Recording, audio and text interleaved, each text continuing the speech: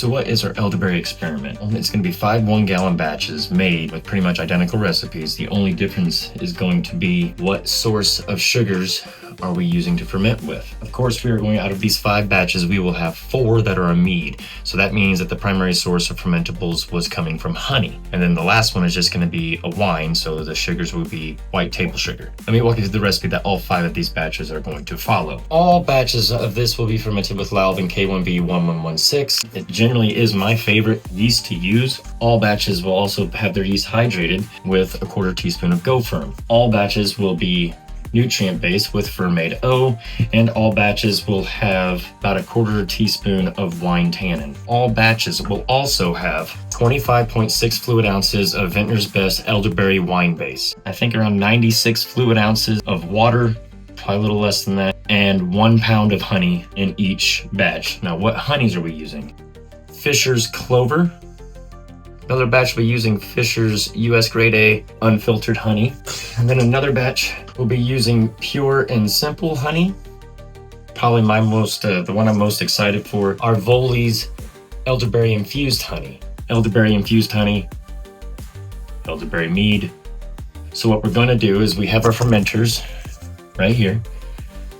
First thing we're going to do is, I have these little glasses. So right now I'm going to add my 1/4 teaspoon of GoFerm to each one of these containers, put a little bit of water, throw my yeast in, let it hydrate, let it get nice and happy. I'll weigh out all of my honey and get those ready. I'll see you whenever I have all that stuff done. Okay, and as you can see, I meticulously weighed out 1 pound of each honey into our marked container. Now we're going to add our wine base, add our water, aerate, fill up to the proper level, get a reading on each batch, and pitch our yeast. Got all the batches mixed, all the honey added, all of our nutrients added. The only thing left for us to do is pitch our yeast into each batch. So, Dibosia.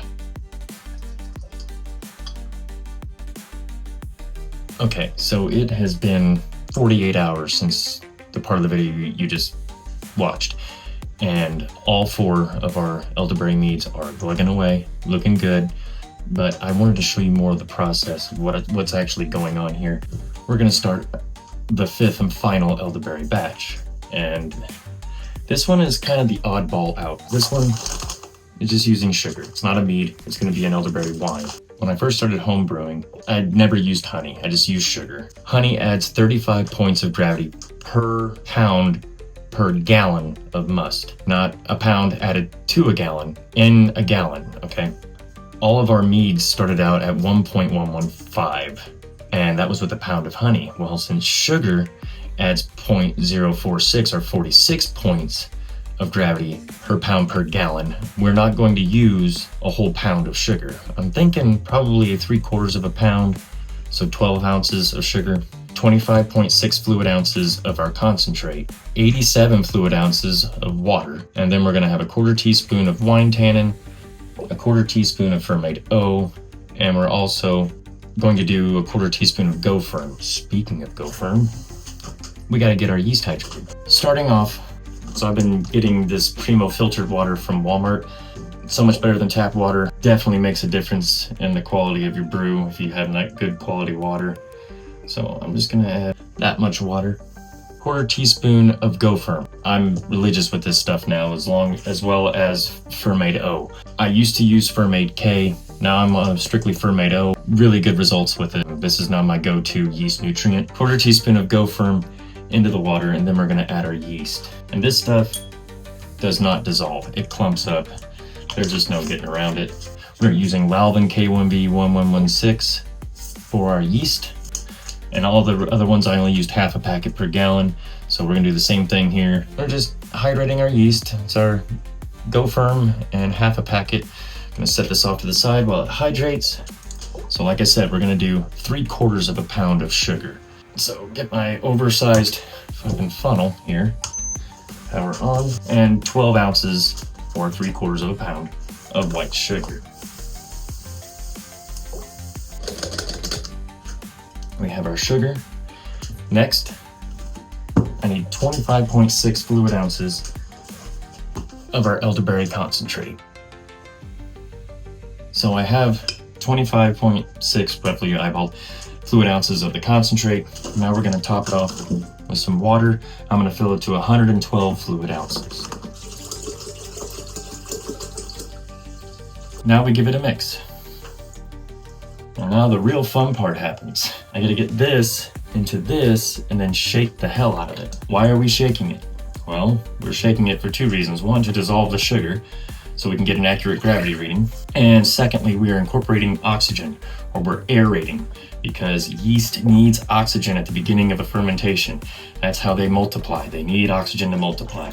You wanna make sure you aerate very well. If you don't aerate enough, what can happen is you can get some off flavors. A rotten egg smell stresses the yeast, and we don't want to do that. We don't want to stress our yeast. We want our yeast to be happy. So now what we're going to do is add this to about halfway.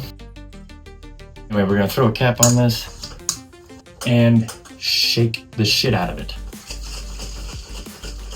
It's a really good body workout. The only problem I have when making 1 gallon batches is whenever you aerate, you get foam. And then when you're trying to fill the rest of the vessel, it can be a pain in the ass. Whenever you're trying to get a reading, I need to sanitize my hydrometer and my graduated cylinder. So I'm just gonna keep on shaking.